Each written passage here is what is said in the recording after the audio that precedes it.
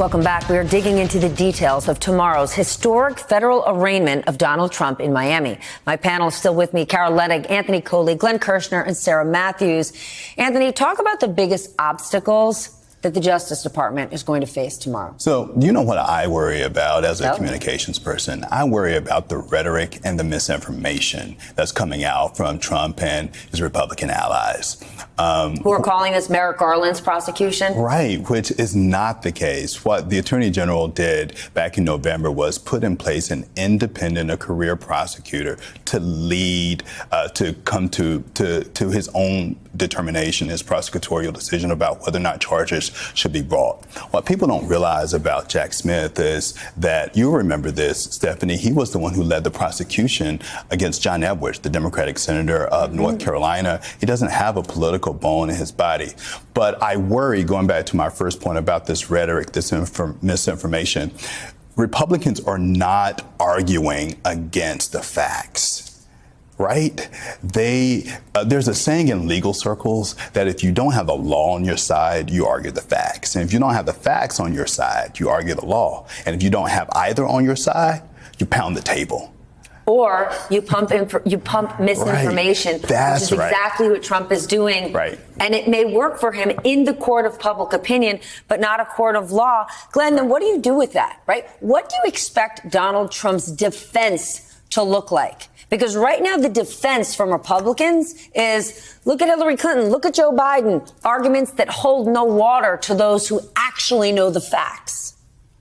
Yeah, you're exactly right, Steph. And those might be arguments that you can throw into the court of public opinion. They are inadmissible in a court of law. So it's a great question. What does Donald Trump's defense look like? Well, first of all, not even Donald Trump knows at this point, because two of his lawyers who had been on the case long term just quit. He's got a new lead counsel, and they are going to be starting from square one, trying to formulate a defense. I suspect what the defense will look like, Steph, is basically what we call a reasonable doubt defense. You know, if you have an alibi defense, right, in the more typical violent crime case, you present an alibi defense. You try to prove to the jury that you were nowhere near the crime scene. If you have a misidentification defense, you present it. If you have self-defense, you present it. If you really don't have any viable defense based on the available facts, you present a reasonable doubt defense. What does that look like? It looks like the defense team just sort of attacking every witness, every shred of evidence. They might claim that tapes, audio tapes, or some kind of deep fakes. They will try to distract and dissemble and deceive, quite frankly, and try to create reasonable doubt in at least one juror. Maybe they play for an 11-1 hung jury, and then they have to force the government to decide whether to retry the case. I suspect you're going to see a scorched earth, reasonable doubt defense when this case finally goes to trial. Which is exactly why they would want to pump out so much misinformation right now to create that doubt among potential jurors.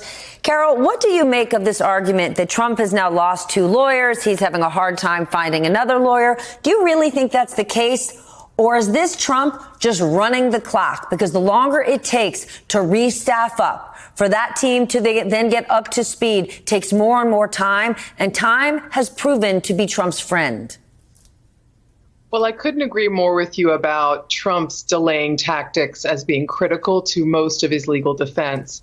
But I have to say, I feel like I have written the story that my colleagues wrote today about 7 times about Donald Trump. And that is, he's hunting for a lawyer. And when he knocks on the door, a lot of people are saying no. Now, the people that said no to Donald Trump when he was looking for a lawyer, when Robert Mueller was a special prosecutor investigating contacts between Russian operatives and Trump campaign aides, the people that were turning down Donald Trump then were people that all of us recognize. They were household names: Ted Olson, Bill Bennett, people who had had all sorts of incredible white-collar defense work and were national names. They were saying, you know, this Donald Trump would politely decline. They'd heard the stories that he doesn't take people's advice, that he likes to litigate through the press. He leaked He doesn't listen to his lawyers, and sometimes he doesn't pay them, or he pays them not as much as their actual bills are. So that's an issue. Now we are in the seventh iteration of legal challenges facing Donald Trump. And again, he is struggling to find counsel to represent him. I think that Glenn's right that there are going to be people starting from scratch, which is not too great. What our sources have told our colleagues at the Washington Post is the lawyers have different perspectives about how to go at this case. Do they listen to their client who wants to rip apart the Department of Justice and accuse them of bias and political Machiavellian motivations? Or do they want to go for excluding evidence? How about excluding all of Evan Corcoran's tapes and relitigating whether or not the attorney-client privilege should have been breached? That's a real risk in this case. A pretty good approach for good lawyers, actually. But these are the two arguments going on right now between whoever represents Donald Trump has to choose one that their client likes, and that's going to be hard. Sarah, when somebody is in this kind of legal trouble, one would think this is where they are putting their hands in the air and the lawyers are in charge.